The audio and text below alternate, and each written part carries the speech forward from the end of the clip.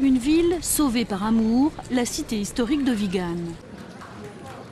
L'histoire de Vigan, qui se situe dans le nord de l'île de Luzon, aux Philippines, a commencé en tant que port colonial lors de la domination espagnole en 1574.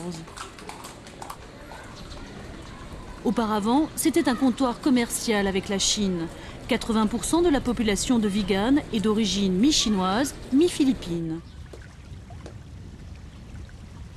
La rivière Abra, dont la surface scintillait, produisait de l'or, d'où son nom, signifiant beau rivage.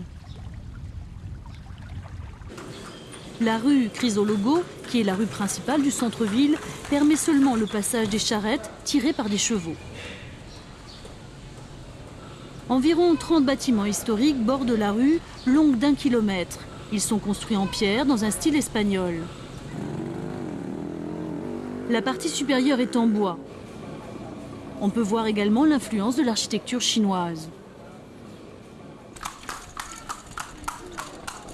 Une famille est venue vivre ici en 1943. Il s'agissait de la famille d'un général de l'armée impériale japonaise qui a occupé la ville pendant la Seconde Guerre mondiale.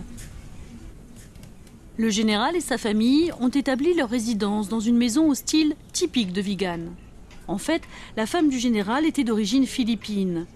Des portes coulissantes ont été installées dans le salon, la pièce favorite du général. Mais les panneaux étaient faits de nacre de Capiz, finement polis, et non de papier washi japonais.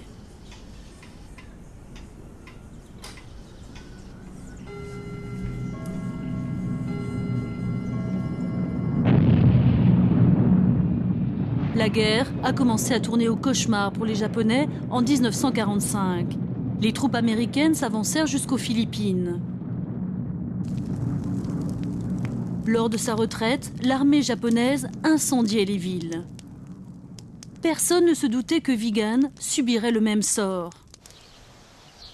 Avant de se replier, le général décida de laisser sa femme et ses filles sous la protection du prêtre de cette église. Ce faisant, il fit cette promesse. « Je n'incendierai jamais la belle ville de Vigan, mais en échange, veuillez prendre soin de ma famille. » Le général aurait trouvé la mort dans la bataille. Sa famille a survécu, protégée par la ville.